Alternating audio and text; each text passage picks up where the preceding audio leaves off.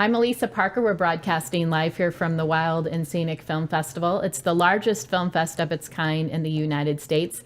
I have two veterans here with us today. They've been to Wild and Scenic several times and have become the fire guys. Probably not necessarily on purpose, thinking they would. The film is Wilder Than Wild: Fire, Forests, and the Future. I have Kevin White and Stephen Most with us here. Welcome back, guys. Great to be here. Thank you. Good to have you here with us. So you were here, was that 2 years ago for the... Yeah. Okay. What was that film called? It was called The Fire Next Time. The Fire Next Time. That was what, the fire near Yosemite? Right. It was about the rim fire. And it's 20 minute, a short, or actually 13 minutes, and just really focused on the rim fire. And then we realized that there was a much larger need for a more comprehensive film, and so we started down this funny road, which of course finds us here in early 2019 with a whole host of terrible catastrophic fires behind us, which is, it's very sad. We of course didn't think in 2013, 2014 when we started the film that we would be here now. Right. And here you are now. And so what are the key areas in the focus of this film? And I know you're doing a workshop as well during the festival on Sunday. What are you going to be talking about there, and what are some of the key areas? Well, I think the film applies not only to what has happened in wildfires, especially in California, but also to the future. Because we make the case, and actually this was the premise we began with, that megafires are a relatively new phenomenon in their number and intensity and size, and that they're getting worse. And this is something we all have to take into account, as Californians have earthquakes for a long time. And all of the factors that are driving this phenomenon that's being called the new abnormal are increasing. They're the fuel load due to fire suppression.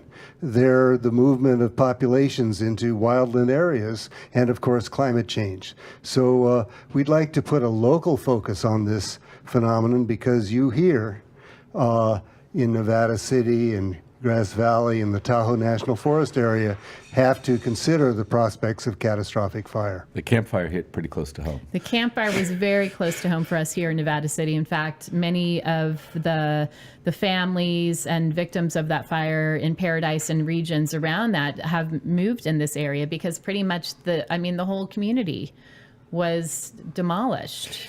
So it does hit us home closely. One of the things too that it's brought up for us is our own emergency preparation, and then we've really discovering we're really not prepared when it comes to that. I think that's a really important point. We made this film so people would rethink their relationship to wildfire. All the kinds of things that Steve just mentioned, we need to integrate into our thinking, into our planning. It needs to happen at the policy level, and it needs to happen at the individual landowner level. And, that's the real challenge, which is really changing values, changing minds about the threat of wildfire, how real it is, and what we can do about it. Because there are a lot of things we can do. What can we do about it? I guess the first thing, excuse me, we talked a lot in our film, we talk a lot about prescribed burning. That's a little easier to do in a forested area, but there are a lot of things that you can do with prescribed burning, even in county limits, and it requires time and money and real expertise, but it's possible. The other thing is just those normal things about defensible space. Right. Take it seriously. Take it seriously. Right. The pine needles around your home. Yeah. What's in your gutter. I confess, in the film we talk, I have a cabin my family has a cabin up in the Sierra Highway 4 corridor. And, I was kind of lackadaisical sometimes about the defensible space. The minute I saw the rim fire and really got the memo how serious this is, was a lot more aggressive. Right. And also just urban fires as well. Are you guys both down in the Bay Area? Mm-hmm. Right. So looking even at just north of that in Santa Rosa, seeing the effects of the catastrophe of that fire, in being in this small mining town, we are certainly we've had several fires here in this area. And then you look back even in the late 1800s, when at those points, towns literally burning down. We would think we're immune to that, but we're not. California evolved with fire. California Forest did, the state did. And you can look at these fire-prone areas on maps. They have a lot of these maps now that really kind of indicate what areas are fire-prone. And there are a lot of areas throughout. I mean, even in the Bay Area, like, Mill Valley and all of that. So it's a real It's a real threat. thing. What were you going to add to that? Well, Stephen? here there's a real community. But when you talk about urban populations, often people think about their individual homes. But now the prospect of wildfire comes from outside of the homes, and that means community building, which can be a very positive response to these wildfires. So you guys you've shot several of these films now. What does it feel like to be surrounded by the intensity of these fires? Because you guys have been close up to this. I will say, seeing and experiencing a large wildland fire style coming at you and just devouring a forest right in front of you is something that is forever imprinted on your synapses. It is extraordinary. It's mesmerizing. You can barely believe it. And meanwhile, it's just incinerating like large swatches of forest. And that's one of the things that I think was so alarming. I was standing next to these veteran firefighters and they're saying, wow, haven't seen that before. Wow. And that's never good. Right? No, that's not. And here you are in the midst of it. That's one of the moments when you question, right, Stephen? You're like, I might not be in the best place right now.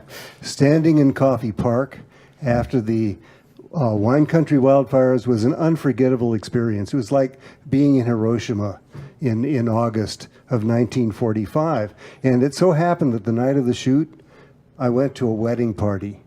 And I drove through parts of the Bay Area that had seemed solid. Right.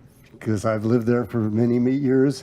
I suddenly realized that this could be gone in a half an hour. And it just changed my perception of life and where I live. And to be celebrating a wedding that night was very strange. Right, I'm sure. Hearts on fire, but it would be really intense to have those experience during one of the best days of your life. Right. I mean, I think this is the thing that, as Steve mentioned, it starts at community. We talk a lot about communities coming together to develop plans, to talk, to communicate. A lot more people would have passed in Coffey Park had the communities not been as tight as they were, neighbors helping neighbors. So Right. This really is something we have to take seriously at the local level. And you'll be doing a workshop on this on Sunday, discussing more about how we can take action at a local level. My last question is for both of you as filmmakers. You've been doing this for a long time. It's wild and scenic, so a lot of wild things happen. We're featuring a lot of wild stories. What's the wildest thing that's happened to you, or one of the wildest things in making a difference? That's a great question.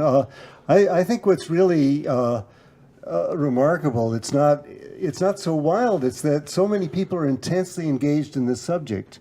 And it's a wonderful thing for a filmmaker to feel that one's film is meeting a very vital need. Right. Absolutely. I mean, we've been to a lot of film festivals in our lives, and I have to say, I have such a soft spot for Wild and Scenic because of the ethos of the festival. It's supporting circle, but also beyond that, recognizing that the people that come here are really invigorated by the content, and that's kind of why we make films.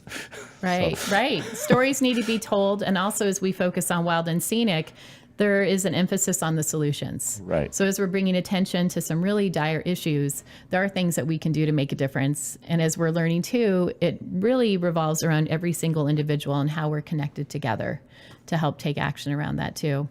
Stephen Most and Kevin White, it's always great to see you here at Wild and Scenic. Thank you so much for being a part of it, continuing to make great films that could literally save our lives.